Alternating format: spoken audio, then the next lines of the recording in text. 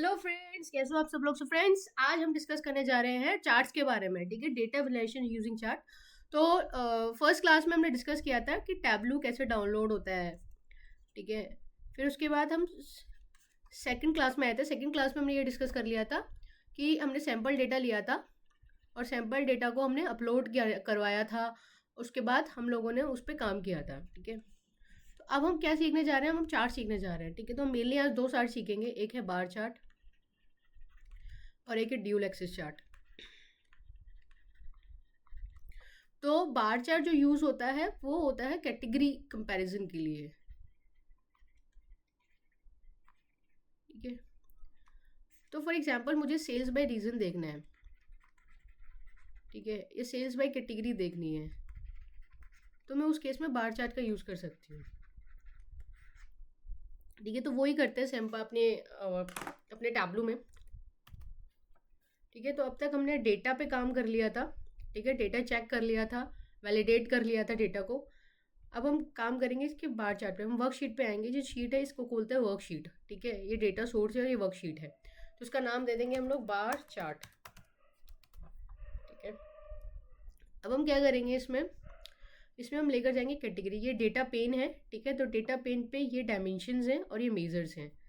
ठीक है, जो एक्स्ट्रिक का साइन लगा हुआ है मेजर्स हैं। तो हम क्या करेंगे, अभी हम जाएंगे कैटेगरी पे, इस कैटेगरी को यहाँ पर डालेंगे रोज पे, और सब कैटेगरी को।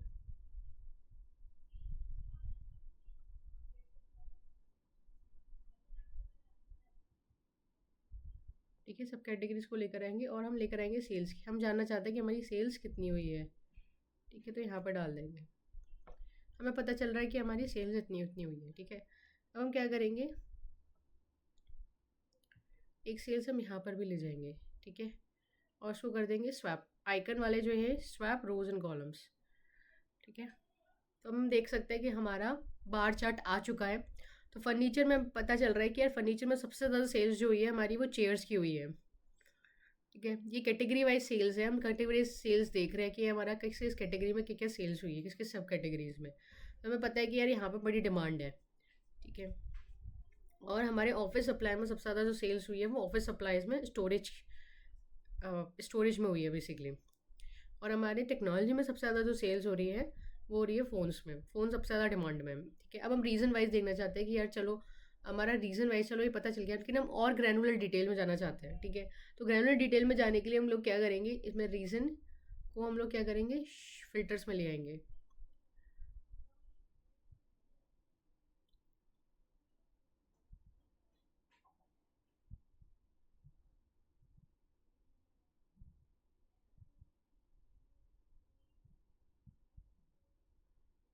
एक मिनट, काम करते हैं, हम इसमें रीज़न में जाएंगे और रीज़न में जाएंगे शो फिल्टर। ठीक है, अब हमारे यहाँ पे फ़िल्टर आ गया। तो हम यहाँ पे जैसे सेंट्रल वाइज में देना चाहते हैं, सेंट्रल वाइज में कितनी सेल्स है हमारी। जैसे सेंट्रल में चेयर्स की डिमांड ज़्यादा है और फ़ोन्स की डिमांड भी ज़्यादा है। ठीक है, और ऑफिस सप्लाई में बाइंडर्स की और आपकी स्टोरेज की डिमांड ज़्यादा है। ठीक है, ऐसे ही हम ईस्ट में जाएंगे, ईस्ट में भी देखेंगे चेयर्स और फ़ोन्स दोनों सबसे ज़्यादा सेल हो रहे हैं हमारे।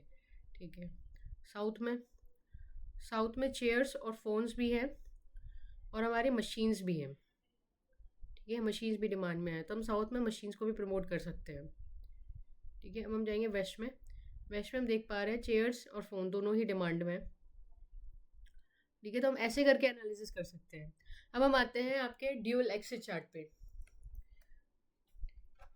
तो ड्यूल एक्सिस चार्ट फ्रेंड्स होता है जब हम दो मैट्रिक्स का, दो या दो से ज़्यादा मैट्रिक्स का कंपैरिजन कर रहे होते हैं। ठीक है, फॉर एग्जांपल सेल्स, मतलब टुगेदर कंपैरिजन कर रहे होते हैं, टुगेदर। ठीक है, तो सेल्स एंड प्रॉफिट, मैं चाहती हूँ कि सेल के साथ मुझे प्रॉफिट भी पता चल जाए कि मेरी सेल्स कितनी हो रही है और उसमें प्रॉफिट कितना हो रहा है। ठीक है, तो तब हम उसका यूज़ करते हैं। या मैं जानना चाहती हूँ कि सेल्स मेरी कितनी हो रही है और ठीक है मेरी ऑपरेटिंग कॉस्ट कितनी हो रही है, तो सेल्स एंड ऑपरेटिंग कॉस्ट। तो तब हमारा ड्यूल एक्सिस चार्ट आता है जब हम दो मैट्रिक को एक साथ लाना चाहते हैं। ठीक है, तो हम आ जाते हैं टैबलू पे। ठीक है, यहाँ पर हम शीट 2 पे डालते हैं, नामकरण करते हैं इसका ड्यूल एक्सिस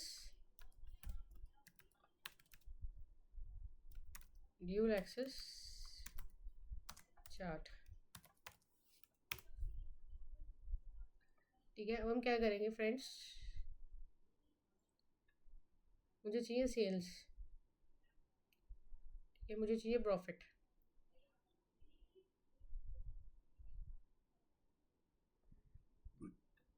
ठीक है, मुझे चाहिए कैटेगरी वाइज, मुझे चाहिए सब कैटेगरी वाइज। ठीक है, अब मैं क्या करूँगी, यहाँ पर मैं लिस्ट ऑफ प्रॉफिट में जाऊँगी, यहाँ पर मैं क्लिक करूँगी ड्यूल एक्सेस। ठीक है, अब मेरा ये प्रॉफिट के लिए आ गया, ये सेल्स के लिए आ गया। ठीक है, अब मैं कर दूँगी इसको सिंक्रोनाइज, क्योंकि यहाँ पर $60,000 आ रहा है, यहाँ पर 350,000 आ रहा है, $350,000 आ रहा है। ठीक है, तो यहाँ पर सिंक्रोनाइज नहीं है ये, तो मैं इसको सही कर दूँगी। ठीक है, इस पे जाऊँगी, इसको राइट क्लिक करूँगी और राइट क्लिक पे जाके मैं करूँगी सिंक्रोनाइज एक्सेस। अब देखो मेरा सिंक्रोनाइज एक्सेस हो गया। ठीक है, अब मैं क्या करूँगी, अब ये ठीक है डॉट्स डॉट्स आ गए हैं, तो इस डॉट्स को मुझे बार में कन्वर्ट करना होगा, तो मैं क्या करूँगी, सम सेल्स पे जाऊँगी, सम सेल्स पे जाने के बाद मैं बार पे क्लिक कर दूँगी यहाँ पर। ठीक है, ऐसे ही प्रॉफिट में जाऊँगी, प्रॉफिट में मुझे देखना है यार कि ये डॉट डॉट नहीं चाहिए, मुझे चाहिए ट्रेंड, ट्रेंड क्या चल रहा है, तो मैं क्या जाऊँगी, लाइन पे जाऊँगी।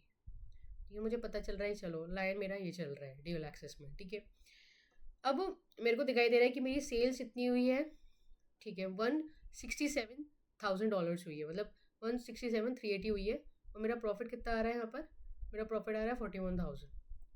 ठीक है, तो मुझे देखकर पता चल रहा है, तो मुझे रीज़न वाइज चाहिए, मेरा यार रीज़न वाइज मेरी सेल्स कितनी हुई है ना, रीज़न वाइज मेरी सेल्स कितनी हुई है, तो मैं क्या करूँगी, सेल्स को सॉरी मैं ले जाऊँगी आपके रीज़न वाइज सेल्स, तो मैं रीज़न को कलर्स में ले जाऊँगी। ठीक है, तो मेरी रीज़न वाइज सेल्स भी आ गई। ठीक है, रीज़न वाइज सेल्स भी आ गई कि यार मेरे को पता चल रहा है कि हाँ चलो मेरी 85,000 की सेल्स हो रही है। यहाँ पर मेरी ईस्ट में मेरी चेयर्स की 797, मतलब यहाँ पर मेरी 85,000 की चेयर्स में सेल्स हो रही है, यहाँ पर 97,000। साउथ में सबसे कम सेल हो रही है मेरी चेयर्स की, और यहाँ पर मेरी वेस्ट में सबसे ज़्यादा सेल्स हो रही है, तो वेस्ट में मेरी डिमांड काफ़ी अच्छी है, मेरी सबसे ज़्यादा सेल्स वेस्ट साइड में हुई है। ठीक है, तो मेरे रीजन वाइज सेल्स भी मुझे पता चल गई कि क्या क्या मेरी सेल्स हो रही है। ठीक है फ्रेंड्स, अगर मान लो मुझे इसको डॉलर्स में करेंसी में चेंज करना है, तो मैं क्या करूँगी, सेल्स में जाके राइट क्लिक करूँगी, राइट क्लिक में जाके डिफ़ॉल्ट प्रॉपर्टी में जाऊँगी और नंबर फॉर्मेट में चेंज कर दूँगी। नंबर फॉर्मेट पे करेंसी स्टैंडर्ड में जाके अपना मैं जो करेंसी मुझे चाहिए मैं वो बस सेलेक्ट कर सकती हूँ। ठीक है, मुझे INR चाहिए INR कर सकती हूँ, जो चाहिए मुझे जो कर सकती हूँ। ठीक है फ्रेंड्स, तो अभी तो मेरा डॉलर सेलेक्टेड है, तो ये हमारा प्यारा सा चार्ट बन गया प्रेजेंटेशन के लिए, जिसमें हम शॉर्ट और बर्ड व्यू दे सकते हैं कि देखो कितना अमेजिंग, कितना स्मूथली चार्ट बना है, अमेजिंग। और हम अगर इसे एंटायर व्यू चाहते हैं तो हम इसे एंटायर व्यू भी कर सकते हैं। ये देखो पता चल रहा है मेरी एसेसरीज में कितनी सेल हो रही है, रीजन वाइज मेरे अप्लाइंसेस में कितनी सेल हो रही है, मेरे बाइंडर्स में कितनी सेल्स हो रही है, मेरा प्रॉफिट कितना बन रहा है। ठीक है फ्रेंड्स, तो हम ऐसे करके FP&A रोल में या किसी भी रोल में हो, तो हम ऐसे करके फाइनेंस रोल में, फाइनेंस कंट्रोलरशिप रोल में भी हो, तो हम ऐसे करके एनालिसिस कर सकते हैं और डिसाइड कर सकते हैं कि यार कहाँ पे ज़्यादा सेल हो रही है, तो कहाँ पर किस प्रोडक्ट को हमें और प्रमोट करना चाहिए, कहाँ पे हम सेल्स को बढ़ा सकते हैं। So that's all friends, thank you for watching.